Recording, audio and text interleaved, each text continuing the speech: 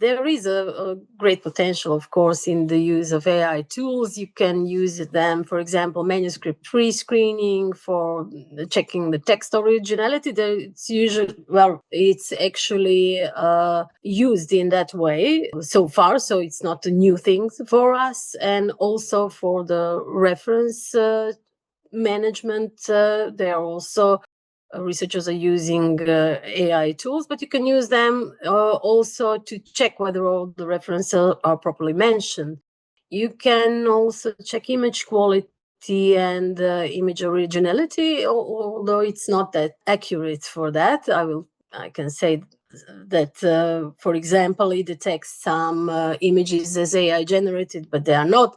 So in that way, you should be careful while using AI tools. You can use it. It's very good for checking data sets and for code. So writing codes and checking codes. So in that way, it could be useful, at least for initial pre-screening. But when we are talking about use of AI tools by peer reviewers, we need to be aware of the fact that many publishers and journal editors are not allowing the use of AI for peer review process because it could present a breach of confidentiality, because the data that you are inputting, the prompts that you are providing to the AI tool are being used for model training. So you cannot be 100% sure that the information will be handled with confidentiality.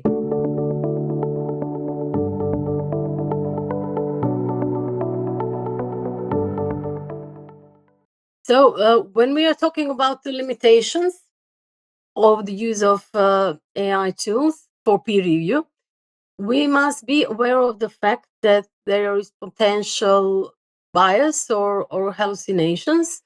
Biases can be a result of the biases present at the moment when the AI tool was trained. So, for example, if there are some biases towards race, ethnicity, etc., in the original data, it could be extrapolated when you're using the AI tools unintentionally. So this should be also checked. And the hallucinations are something which are quite frequent when you're using AI tools. For example, these are data that are fabricated by the AI tools, I would say, without scientific evidence, because the AI tools are trained in a way that they need to provide you with the answer, even when it cannot find any available data. So the output in this case would not be a scientific evidence, but this will be like a best guess. It is actually a statistical anticipation of the possible results. So we must be aware of that when using AI tools to check the output and to be aware that all the data is really accurate. And for example, when you are asking, for example, ChatGPT to provide you with some information about the part of the text that you are contemplating on, and if you ask it to provide some references, if there are no available references, then the tool will make them up. So I tried it. It was very funny. And when you give back the prompt that and saying that these references are not valid ones, I cannot find it, then it replaces it with another references which are also false. So you need to be very careful. And also there is a problem of AI tools cannot sometimes grasp the context of the study or some nuances which are, for example, relevant for particular industry or for particular country or region, etc.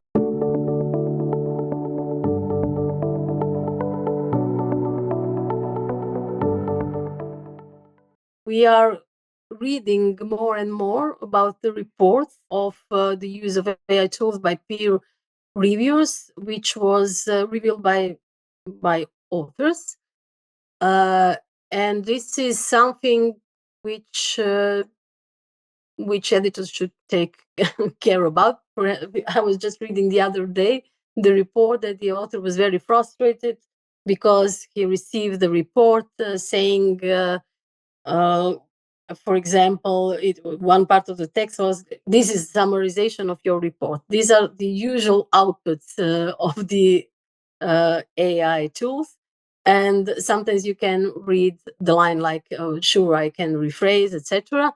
So this was the evidence that the editor didn't check the peer review at all. He just, or she, sent it to the authors. So we need to be careful about it, and each peer review should be checked, of course, for its validity by the editor or someone in the editorial team.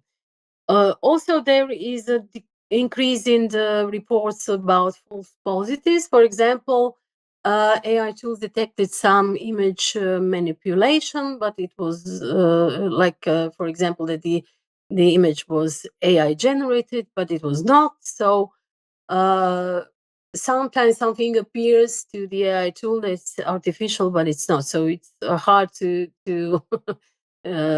just rely on the AI tool. And it also can detect, for example, there are some biases in detecting the text written by non-native English speakers as AI-generated text, and this is something which is increasingly reported. So unfortunately, the AI tools are not that skillful to distinguish what is written by non-native English speaker and what is AI-generated text.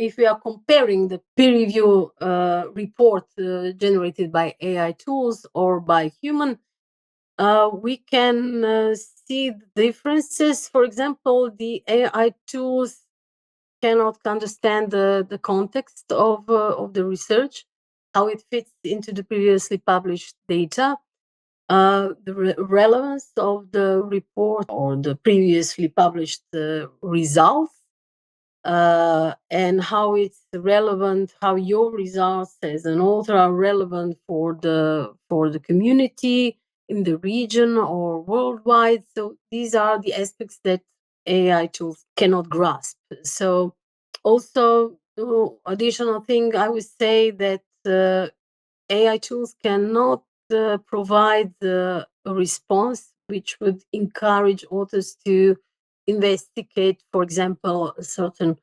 part of their study in more depth, or to use a different approach or different methods. So these are the things that could be only provided by humans. So in that way, they are not replaceable.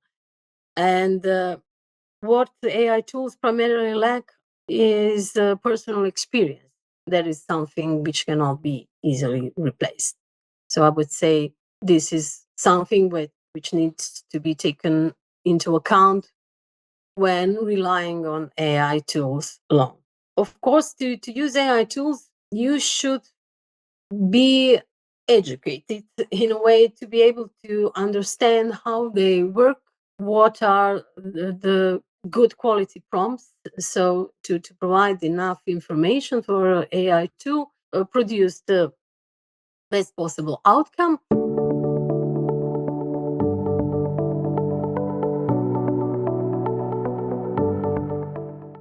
Of course, to use AI tools, you should be educated in a way to be able to understand how they work, what are the good quality prompts, so to provide enough information for AI to produce the best possible outcome.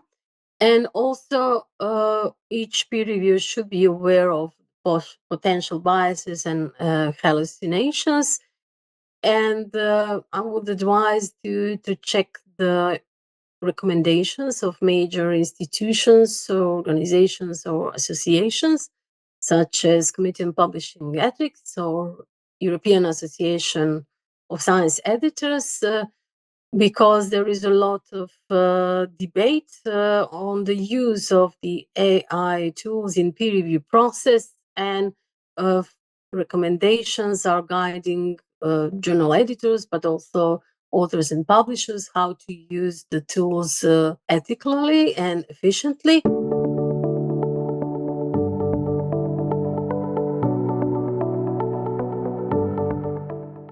I would advise to check the recommendations of major institutions, or organizations, or associations, such as Committee on Publishing Ethics or European Association of Science Editors, because there is a lot of debate on the use of the AI tools in peer review process, and recommendations are guiding journal editors, but also authors and publishers how to use the tools ethically and efficiently. And Committee on Publishing Ethics has published a report, which is like a discussion paper on the use of AI tools in decision-making process, and they recommend not to rely only on the use of AI tools, to have control over the editorial process at each stage, and also to have clear instructions from the journals for the authors and for the reviewers, providing enough information, what is recommended, what is acceptable, for which purposes you can use the AI tools, and how should you disclose the use of AI tools. So this is the most, I would say, relevant aspect. It's transparency. So if the journal or editor is using AI tools in any of the stages, from pre-screening to the production, it needs to be clearly declared in the instructions and clearly communicated to the authors. And also the journal editors should, or the journals should, or publishers should provide recommendations to peer reviewers as well, and to clearly describe how they can use the AI tools for peer review, where should they and how disclose it. So everything needs to be clearly communicated to the authors, and vice versa, I would say. So if we can, agree that the AI tools will be most probably used by all stakeholders, then we just need to be aware of the possible consequences of that of its use, and how this should be clearly communicated to all. So there is a lot of information available on the internet about how the AI tools are using the prompts to produce outputs, and how you can use them and train them efficiently for text polishing, for reference checking, and similarity text. These tools are quite easy to use. So if you are not using AI tools to generate some more complex reports, this would be easily used by any author or peer reviewer. But for some more complex work,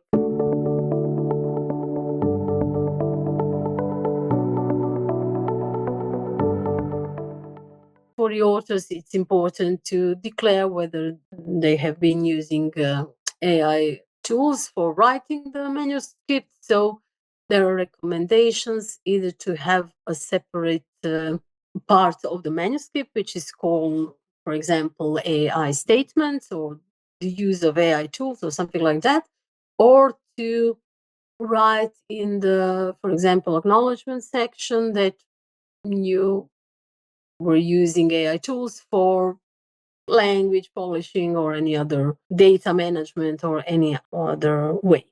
So these are very relevant things. I would say the transparency and education, the fact that we need to acknowledge that AI tools are there and they will be used by many more researchers and peer reviewers in future. So we need to adapt to that and have a degree of flexibility also as editors, to be aware of the fact that peer reviewers will most probably use the AI tools at some point, but we need to have a degree of transparency to be able to produce quality peer review output, which is also confidential and also transparent and unbiased. So this was, I would say, this will be the most difficult challenges in the future regarding the use of AI tools.